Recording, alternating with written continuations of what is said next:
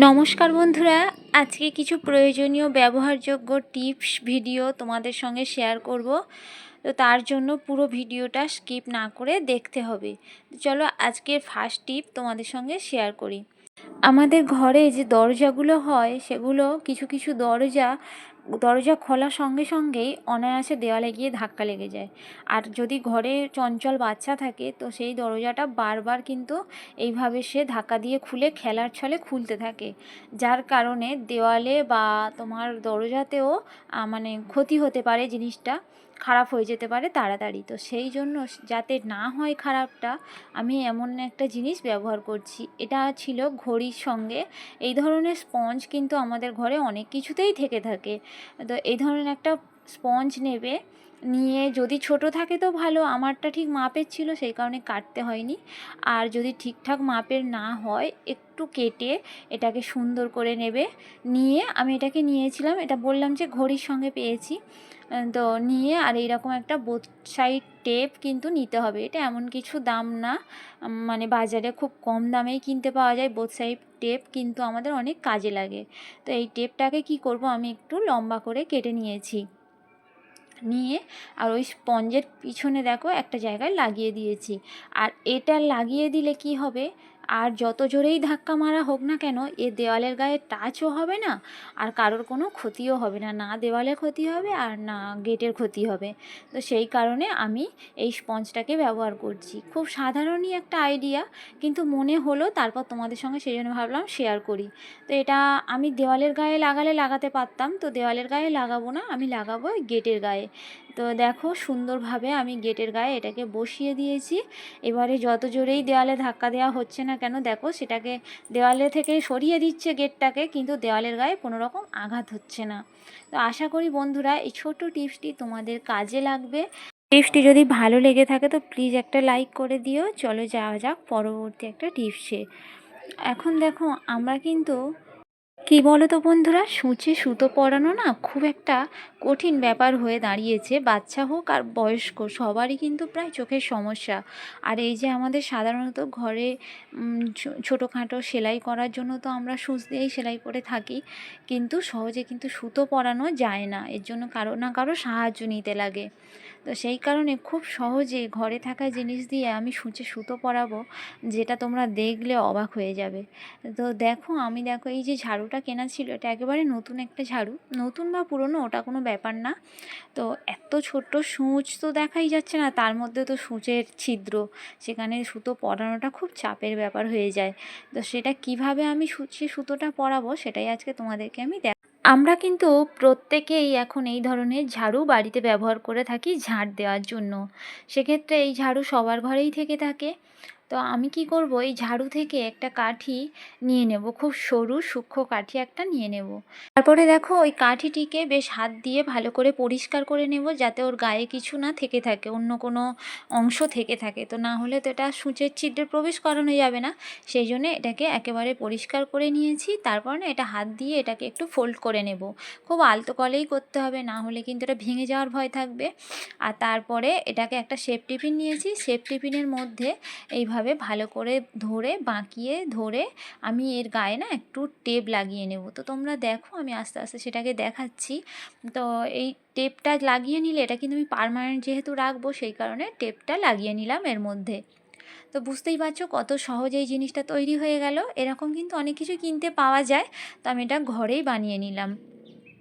তারপরে দেখো আলতো হাতে ভালোভাবে এটাকে বাঁকিয়ে নিয়েছি যাতে সূচের মধ্যে অনায়াসে চলে যায়। তো আশা করি তোমরা বন্ধুরা দেখতেই পাচ্ছ কত সহজে এই জিনিসটা বানিয়ে ফেললাম। তোমরা তো চাইলেই বাড়িতে সূচে সুতো এইভাবেই পরাতে পারবে। এবারে তো সুতো এর মধ্যে দেওয়া অনায়াসে হয়ে যাবে, আর তো কোনো অসুবিধা হবে না। তারপরে আমি সুতোটা ওর মধ্যে দিয়ে আস্তে করে ওই সেফটি পিন ধরে কাঠিটাকে টেনে বের করে নেব। তোমরা দেখো এটাকে খুব সহজেই বানানো যাবে এবং বাড়িতে তোমরা বানিয়েও নিতে পারবে। খুব বড় একটা সমস্যার সমাধান হবে। আশা করছি তোমাদের এটা ভালো লাগবে এবং উপকারে আসবে। তো দেখো বন্ধুরা, আমি কিন্তু সুতোটাকে এখন একেবারে মানে সূচের মধ্যে লাগিয়ে নিয়েছি। তো আজকে এই সহজ টিপসটি তোমাদের কেমন লাগলো কমেন্ট করে জানাতে ভুলো না। আর ভালো যদি লেগে থাকে তো প্লিজ একটা লাইক করে দিও। তো এটাকে আমি এখন এই সূচের যে বক্সের মধ্যে সূচটা রাখবো তার মধ্যে এটাকেও রেখে দেব। আর সূচ আমি সুতোর যে গুলি হয় না, সুতোর গুলির মধ্যে লাগিয়ে দিই, যাতে মানে সচরাচর হারিয়ে না যায় বা কোথাও হাতে ফাতে ফুটে না যায়। চলো বন্ধুরা, যাওয়া যাক পরবর্তী একটি টিপসে। এই যে দেখো, সেই যে ঝাড়ুটা আমি নিয়ে প্রথমেই তোমাদেরকে দেখালাম, সেই ঝাড়ুটা আমি এইভাবে দেখো প্লাস্টিক থেকে আমি এক সাইড থেকে কেটেছি, প্লাস্টিকটা পুরোটা কাটিনি, কভারের মধ্যে রাখার জন্য আমি প্লাস্টিক থেকে পুরোটা কাটিনি। তো এইভাবে ঝাড় দিয়ে দাঁড় করিয়ে রাখলে কিন্তু পড়েই যায় বা কোথাও শুয়েও রাখার খুব সমস্যা হয়। ঝাড়ু রাখা নিয়ে একটা বড় সমস্যা, কেন ঝাড়ুতে যেহেতু পা দেওয়া যায় না, মা লক্ষ্মীর জিনিস, সেই কারণে। তো আমি এই ধরনের প্লাস্টিক বোতল তো সবার ঘরেই থেকে থাকে, আমি একটা এই ধরনের প্লাস্টিকের মানে এটা নারিকেল তেলের বোতল, দেখেই বুঝতে পারছো, নিয়েছি। নিয়ে এর মুখের কাছ থেকে দেখো ছুরি দিয়ে মানে আস্তে আস্তে কেটে নিয়েছি। যেহেতু ছুরি চালাচ্ছি, সবাই যারা এইভাবে করবে, এই টিপসটি ফলো করবে, তারা কিন্তু খুব সাবধানে কাজটি করো। আর আমার এই ছুরিটাতে না খুব একটা ধার ছিল না, যার জন্য একটু দেরি হয়েছে। তো যাই হোক, এই যে মুখটা কেটে নিয়েছি, আর তারপরে এই যে ঢাকনাটাতে ছিদ্র করাই আছে, যার কারণে আমাকে অন্য ঢাকনা লাগালে, অন্য মুখ লাগালে হয়তো ছিদ্র করতে হতো, সেই কারণে আমি একটা এরকম বোতলই ব্যবহার করছি। তো তার মুখের ঢাকনার উপরের আরও একটা ঢাকনা ছিল, সেটাকে আমি তুলে ফেলে দিয়েছি ভেঙে, আর এর উপরের কভারগুলোকে ভেঙে দিচ্ছি, কারণ এটাকে যখন আমি আগুনে দেব, ওই প্লাস্টিকগুলো কিন্তু মানে অন্যভাবে জড়িয়ে ধরবে, সেই কারণে আমি উপরের এই কভার প্লাস্টিকটাকে আগে ভালো করে ছিঁড়ে ফেলে দিয়েছি। তো তোমরা চাইলে এমনি বোতলের মুখ নিয়েও করতে পারো। সেটাতে কি করতে হবে, মুখের ওই ঢাকাটা একটু ছিদ্র করে নিতে হবে। এটা যেমন ছিদ্র করা আছে, কিন্তু ওটার ক্ষেত্রে হবে ছিদ্র করে নিতে হবে। তারপরে আমি এটা আগুনের সাহায্যে এর গায়ে সেটিং করব। আর তো তার আগে দেখাই, দড়ি তো সবার ঘরেই থেকে থাকে, সুতির দড়ি নিলে সবথেকে ভালো হবে। আমি এই মুহূর্তে সুতির দড়িটা পাইনি, যার কারণে আমি এই নাইলন দড়িটা নিয়েছি। তো তোমরা যে যার খুশি মতো একটু দড়ি নিয়ে নিও, কারণ এই যে এটা তো আমি বাঁধবো, একটু মাপ করে বড় করে নিয়ে আমি দড়িটা কেটে নিচ্ছি। নিয়ে তারপরে দেখো বন্ধুরা, সংসারে অনেক কিছু জিনিস আছে ফেলে দিলে ফেলে দেওয়া যায়, কিন্তু আমরা মেয়েরা সব কিছু একটু গুছিয়ে যদি করতে পারি, তো অনেক দিক থেকে কিন্তু সাশ্রয় হয়। তো যাই হোক, এই যে দড়িটাও তো একটা আমি কিছুতে পেয়েছি, সেটাকেও আমি গুছিয়ে রেখে দিয়েছি। তো এইভাবেই আমার ঘরে অনেক কিছুই তোলা থাকে, যা আমি ফেলি না। সেটা আমার মানে অভ্যাস বলতে পারো, সেটা বড় কথা না। তো যাই হোক, আমি এই দড়িটাকে দেখো নিচের দিকে বেঁধে নিয়েছি, নিয়ে বেশ টান টান হয়ে গেছে, আর খুলবে না কিন্তু। আর এবারে আমি কি করব, একটু আগুন সেটা কিছু দিয়ে জ্বালালেই হবে। আমি গ্যাসটা জ্বালিয়েছি, গ্যাসে এটাকে ভালোভাবে মানে হালকা আঁচে এটাকে হিট করে নিচ্ছি, আর একটা কাপড়ের সাহায্যে চেপে চেপে দিয়েছিলাম। আর এর মুখে নাইলনের ওই যে দড়িটা ছিল, তো একটু অসুবিধা হচ্ছিল, তো আমি খুব সাবধানেই করেছি। আর এটা যেহেতু নরম হয়ে গেছে, তো সেই কারণে দেখো এটাকে কাপড় দিয়ে চেপে চেপে দিতে বেশ সহজেই মানে প্লাস্টিকটা ওর গায়ে একদম আটকে গেছে। তোমরা বাড়িতে এই টিপসটি ফলো করে দেখো, দেখবে খুব সহজেই এটাকে করতে পারছো, কিন্তু খুব সাবধানে এই জিনিসগুলো করবে। এটা বারবার আমি বলছি, কেন এই প্লাস্টিকটা আমি যদি খালি হাত দিই, তো আমার হাতের সঙ্গে জড়িয়ে যাবে, সেখানে ফোসকা পড়ে যাবে। সেই কারণে আমি একটা কাপড়ের মানে সাহায্যে কিন্তু আমি এটাকে চেপেছি।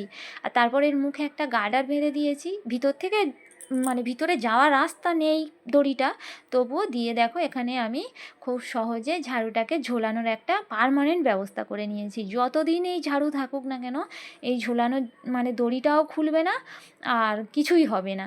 তো এরকম একটা দেওয়ালের গায়ে আমরা কিন্তু খুব সহজেই ঝাড়ুটাকে টাঙিয়ে রাখতে পারবো, এতে কোনো জায়গার অসুবিধাও হবে না, আর দেখতেও ভালো লাগবে। যদি কোনো দরজার পিছনে হয়, তাও তো কোনো কিছু কেউ দেখতেও পাবে না। তো বন্ধুরা, আজকের এই সহজ টিপটি তোমাদের ভালো লেগে থাকলে তো অবশ্যই একটা লাইক করে দিও। চলো পরবর্তী টিপসে। আজকে ভিডিওর আমার লাস্ট টিপস এটা। দেখো, এই ধরনের কাঁটা ক্লিপগুলো যেগুলো জং ধরে যায় বা অনেক পুরনো, এগুলো কিন্তু আমরা আর ব্যবহার করি না, চুলটা ছিঁড়ে যাওয়ার ভয়ে। আর আমার এই ক্লিপগুলো বহু বছর আগের ক্লিপ, তো সেগুলো পড়েছিল, তো ভাবলাম চলো কিছু করা যাক। ফেলে তো দিলে ফেলে দেওয়া হয়ে যায়, সেটা বড় কথা না। তো আমি এই ক্লিপগুলো ওই যে প্লাসের সাহায্যে একটু বাঁকিয়ে বাঁকিয়ে এস টাইপ নিয়ে আসবো। এটা অনেক কিছু দিয়েই বানানো যায়, তো আজকে আমি এই ক্লিপগুলো দিয়েই তোমাদেরকে বানিয়ে দেখাচ্ছি। এটাকে প্লাস দিয়ে চাপলে খুব সহজে হয়, তো হাত দিয়েও চেপে করা যায়, সেটা কোনো সমস্যা না। তা যেহেতু প্লাসটা ছিল আমার ঘরে, তো সেই জন্য আমি এটাকে প্লাস দিয়ে চেপে এরকমভাবে মানে সহজেই বাঁকিয়ে নিয়েছি। এটা অনেক একটা কাঁটাতে ডবল জিনিসও রাখা যায়, এই যেমন করলাম আমি, দুদিকে হুক টাইপের হয়ে গেছে, দুদিকে দুটো ছোট জিনিস কিন্তু অনায়াসে ধরে যাবে, কোনো অসুবিধা হবে না। আর আমাদের সবার রান্নাঘরে তো অনেক জায়গা থাকে না, অল্প জায়গার মধ্যে আমাদের রান্নাঘরে জিনিসপত্র রাখতে হয়। আর ছোট ছোট জিনিসগুলো যেমন চামচ, গ্রেডার, ছাঁকুনি, এগুলো খুন্তি, এগুলো কিন্তু সহজে হাতের কাছে পাওয়া যায় না। সেই কারণে এদেরকে একটু আলাদা করে রাখলে আমাদের অনেকটা সুবিধা হয়। তো সেই জন্য এই যে একটা হ্যাঙ্গারের গায়ে আমি এরকম টাইপের এস টাইপ করে এই জিনিসগুলোকে সেটিং করে নেব। এটা আমি তার বেড দিয়েই সেটিং করেছি, তোমরা চাইলে এগুলোকে অন্য কিছু দিয়ে বেঁধে নিতে পারো। তো দেখো এখানে সেটিং করা হয়ে গেছে। তারপরে যাদের রান্নাঘরের দেওয়ালে হুক লাগানো আছে তারা তো অনায়াসে যে কোনো হুকে লাগিয়ে দিতে পারবে। এখানে অনেকগুলো জিনিস ধরবে, আরও অনেক দেওয়া যায়, আমি মাত্র কয়েকটা দিয়েছি। আর এখন যে দেওয়ালে যে হুকগুলো পাওয়া যাচ্ছে, স্টিকি হুকগুলো যেখানে সেখানে লাগানো যায় কোনো মানে দেওয়াল ছিদ্র করা ছাড়া, সেগুলো কিনে আনলে তো কোনো ব্যাপারই না, মানে খুব সহজে যেখানে সেখানে লাগিয়ে এরকম একটা হ্যাঙ্গারের গায়ে যদি এইভাবে আমরা রেখে দিই জিনিসটা, মানে অনেকগুলো হুকের কাজ করে দেয় একটাতেই। তো দেখো বন্ধুরা, আজকের এই ভিডিওর এই টিপসটি তোমাদের কেমন লেগেছে তোমরা কিন্তু অবশ্যই কমেন্ট করে জানাতে ভুলো না। ভিডিওতে যদি কোনো কিছু ভালো লাগে থাকে তো প্লিজ লাইক করে দিও, আর একটু বেশি বেশি করে শেয়ার করে দিও। আর এমন কোনো টিপস ভিডিও চাইতে হলে, দেখতে হলে অবশ্যই কমেন্ট করে জানিও। আর চ্যানেলে নতুন বন্ধু হলে তো চ্যানেলটাকে সাবস্ক্রাইব করে পাশে থেকো। আজকের মতো এখানেই শেষ করছি, টাটা। দেখা হবে পরের একটা ভিডিওর সঙ্গে, তো পাশে থেকো। সবাইকে বলছি অসংখ্য ধন্যবাদ আজকে পুরো ভিডিওটাতে সঙ্গে থাকার জন্য।